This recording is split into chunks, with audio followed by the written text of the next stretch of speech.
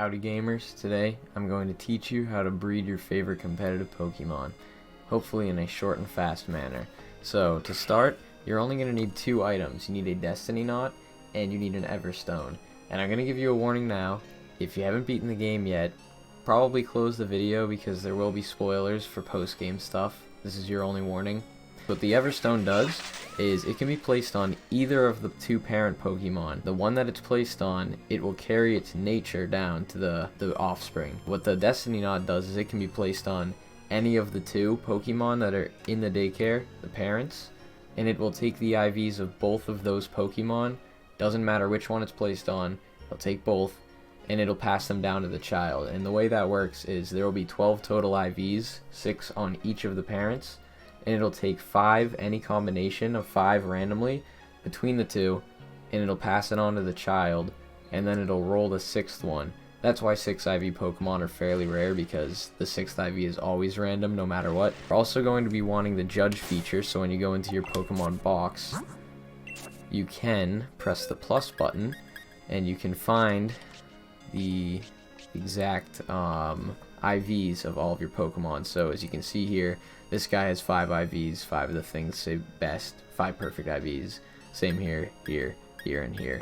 And the way that you can get the judge function is by beating Leon in the battle tower. So it's one of the last things you actually get in the game. Another important thing to know is that if you're breeding Pokemon with hidden abilities, you need to have a male with the hidden ability breed with a Ditto, or you have to have a female with the hidden ability who's breeding with a male of the same species. The way that abilities get passed down is they're taken from the female of the two parents. That's the reason why breeding a male with a Ditto works. If the male has the hidden ability, the Ditto copies his hidden ability and takes the place of the female.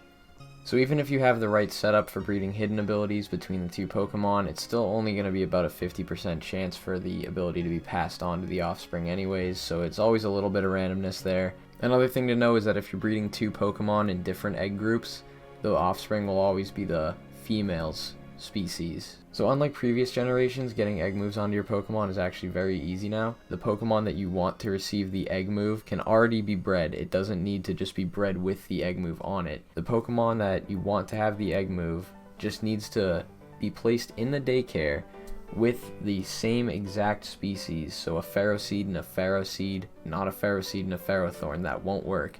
Both of those Pokemon need to be placed in the daycare with one of them having the egg move and the other one that is going to receive the egg move have an empty spot available in its moves list. So you can just go to a Pokemon Center and use the move deleter to clear up an empty space, but you place the two in there with the breeder, and then you run around a little circle until her hand raises up so she has an egg, and you go over and talk to her. You can click it. You don't have to take the egg, it's not important. Then you take your two Pokemon back, and the Pokemon that had the empty spot will now have that egg move. So another very important thing to have is a good IV Ditto. But you can find the den by going right from the Pokemon daycare here, around the corner, and that well right there. So if you just want to sit here and grind 5-star Ditto raids for good IV Dittos, that's probably the play.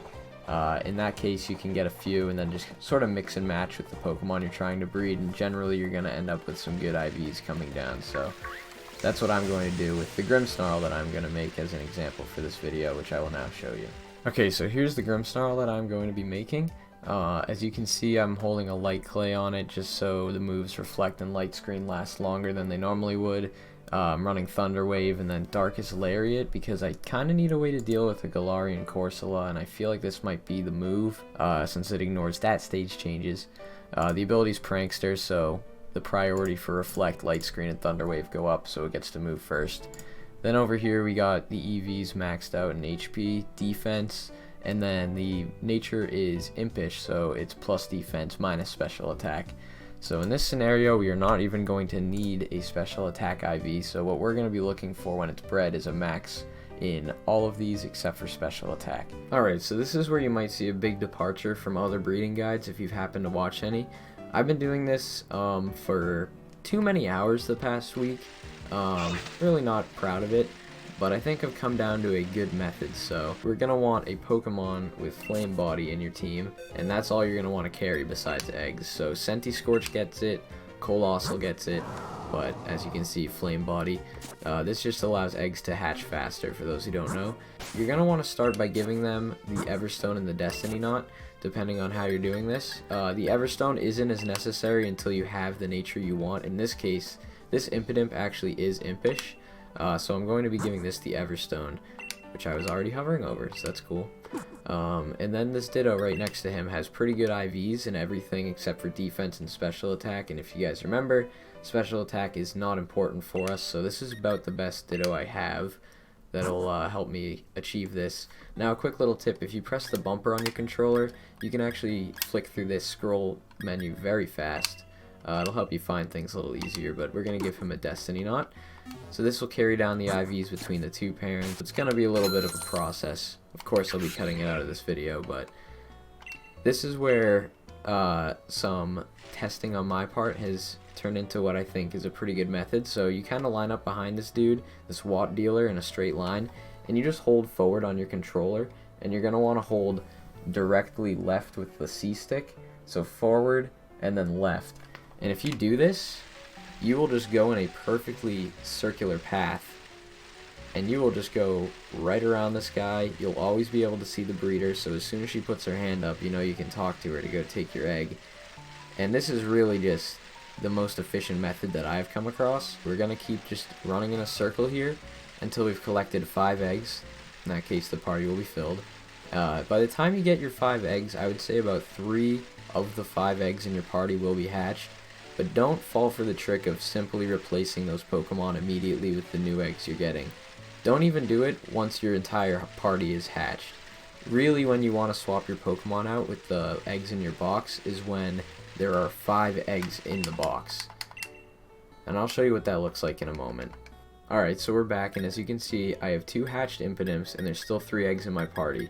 This is where you need to start keeping a mental note of how many eggs are being placed into your box, because you're going to want to stop as soon as you hit 5, because that'll be enough to replace all the hatched ones in your party. So you're just going to keep going, not replacing them until 5 have filled up your box, and I will show you why, because trust me, it lets this method become very brainless. You can concentrate on other things you're doing, and it becomes much less involved.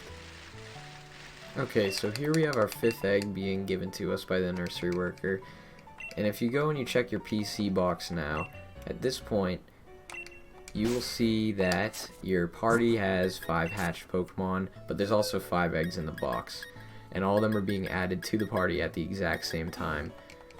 And what this allows us to do now is take some laps in the same direction we were going. Just this simple circle where you're just holding forward and to the left, and as these eggs start to rack up the amount of steps on them, the breeder will also begin to give us some more eggs from the Pokemon. Shortly before or shortly after I have received the 5 eggs in the box, all 5 in my party should break at the same time, and once they do, I replace all 5 with eggs and I just keep the process going. So it really does make it very brainless. You don't have to be super involved. You're not always checking each thing that has hatched from the eggs every single time they're hatching. You know, you're just doing 5 at a time, replacing the batch, doing 5, replacing the batch.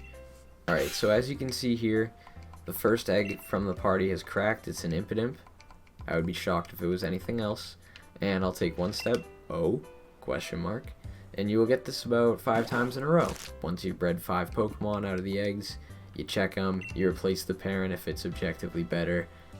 So I've noticed that a lot of the Impidimps I've been hatching have actually had 4 perfect IVs, except they're missing the one that's in defense. Once I get that defense stat perfect in addition to the rest, then I'm good to go. So I'm going to change out the Ditto that I had before, which is this one, which doesn't have a perfect defense stat. And I'm actually going to put in this Ditto, who has perfect in defense, but he doesn't have perfect in attack. Again, special attack doesn't matter. That's because a lot of the Impidimp that I have currently in looks exactly like this one, where he has a perfect in attack anyway, so they cover each other's weaknesses. So hopefully within the next batch or 2 I will get my perfect Impidimp. Alright, so it's been about 20 minutes now and I've got the Impidimp that I'm looking for.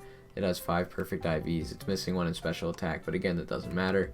And it has the Prankster ability that I'm looking for. Alright, so for those of you who have gotten to the point that I'm at now, where you have your Pokemon that has the right nature, the right ability, the right IVs, and you're looking to EV train them using the Watt farming exploit.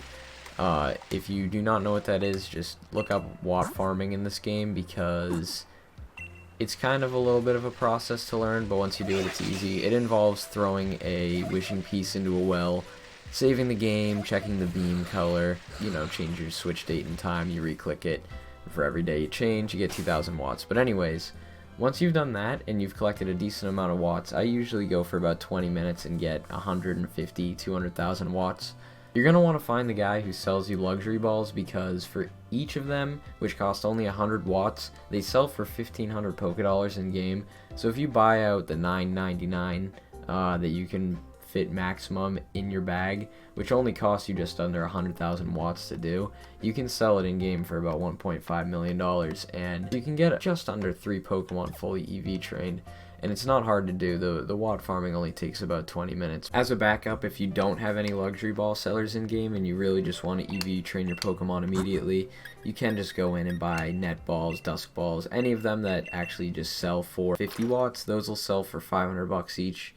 So it's not as cost efficient as the luxury balls, but it'll get the job done. So as you can see here, I have 999 net balls, which I can sell for about 500,000. I leave one just because I don't like to have none on me.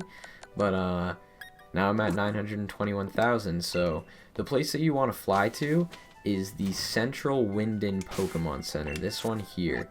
So it is right at this spot, not the battle tower. You're gonna come over to this guy right here, and you go, I want to buy. And then he sells you all of these vitamins. Each of these bottles gives you 10 EVs in the stat that they say.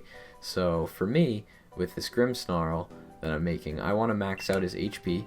So in this case, the maximum amount of EVs that a Pokemon can have in one stat is 252.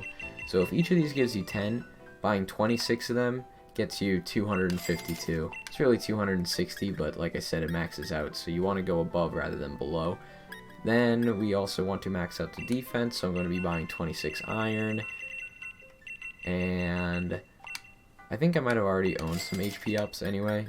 Yeah, I'm at 28, but whatever, I'll use them at some point. So, and then I'm just going to want to throw one zinc in there to give me those extra 4 leftover EVs. So it really is just as simple as that. All you have to do now is you just go use this item, you go to him, and even though I own 28, if I scroll down, it shows you the max I can give him is 26, so that's a little double check for you if you're kind of curious on what you're doing. And that one right there said it had no effect. So now we're going to come on and do 26 iron to raise his defense fully.